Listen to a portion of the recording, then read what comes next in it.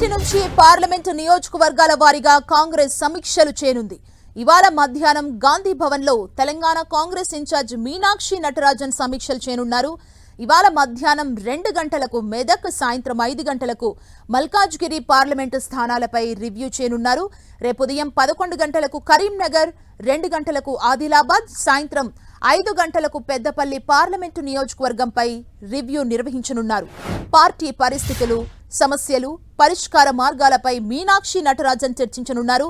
ఈ సమీక్షకు హాజరు కావాలని ఆయా నియోజకవర్గ మంత్రులకు, ఇన్ఛార్జ్ మంత్రితో పాటు ఎమ్మెల్యేలు, ఎమ్మెల్సీలు, ఎంపీలు, పోటీ చేసిన అభ్యర్థులు, ఇతర నేతలను ఆదేశించారు. ఈ సమీక్షలకు సంబంధించి తాజా సమాచారాన్ని మా ప్రతినిధి ప్రతాప్ మనకు అందిస్తారు. ప్రతాప్.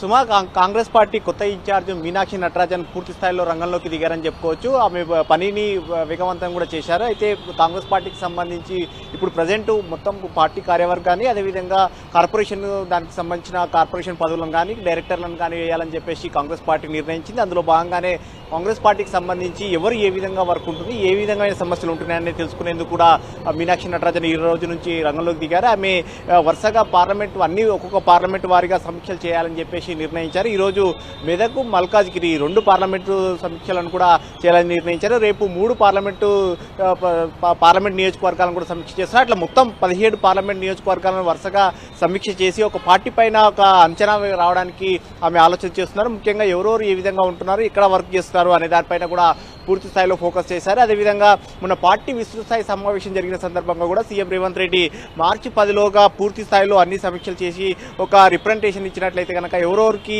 ఈ పదవులు ఇవ్వాలి, ఇంకా కొన్ని కార్పొరేషన్స్ ఇప్పటికే 37 కార్పొరేషన్లు ఫుల్ఫిల్ చేశారు కాబట్టి ఇంకా కొన్ని కార్పొరేషన్లు భర్తీ చేయాల్సి ఉంటుంది. అదేవిధంగా కొన్ని కార్పొరేషన్లకు సంబంధించిన డైరెక్టర్లు కానీ, అదేవిధంగా మార్కెట్ కమిటీ డైరెక్టర్లను కానీ నియమించడానికి ఎవరెవరికి అర్హతలు ఉన్నాయి వాటికి సంబంధించి కూడా పార్టీ తరఫున ఒక రిప్రజెంటేషన్ ఇచ్చినట్లయితే కనుక వాటిని ఫుల్ఫిల్ చేస్తానంటూ కూడా సీఎం రేవంత్ రెడ్డి చెప్పారు. అయితే మార్చి 10లోగా ఒక డెడ్ లైన్ కూడా పెట్టుకున్నట్టు కూడా తెలుస్తుంది. ఆ తేదీని కూడా సీఎం రేవంత్ రెడ్డి మొన్న పార్టీ విస్తృత స్థాయి సమావేశంలో ఇదే అంశాన్ని కూడా ప్రస్తావించారు. మార్చి 10లోగా దీన్ని మొత్తం పార్టీకి సంబంధించిన అన్ని నియోజకవర్గాలపైన సమీక్ష చేసి ఒక అంచనాకు రావాలని చెప్పేసి మీనాక్షి నటరాజన్ భావిస్తున్నారు. అయితే ఈరోజు 2 పార్లమెంట్ నియోజకవర్గాల మధ్యాహ్నం నుంచి స్టార్ట్ చేస్తున్నారు. వాటిని చేసిన తర్వాత నెక్స్ట్ రేపు 3 పార్లమెంట్ నియోజకవర్గాలు, అట్లా వరుసగా రోజు వాటిని అన్నింటినీ కూడా సమీక్ష చేసి ఎవరెవరు ఎక్కడ ఏంటి ఏ విధంగా పనిచేస్తుంది, పార్టీకి సంబంధించిన అంశాలకు సంబంధించి ఏం జరుగుతుంది అనే దానిపైన పూర్తి స్థాయిలో అవగాహన తెచ్చుకునేందుకు మీనాక్షి నటరాజన్ ఈ సమీక్షల సమావేశాలను అయితే స్టార్ట్ చేసిందని చెప్పుకోవచ్చు. సో మొత్తం మీద ఈ సమీక్షలను పూర్తి చేసిన తర్వాత పార్టీకి సంబంధించిన కార్యవర్గ సమావేశం,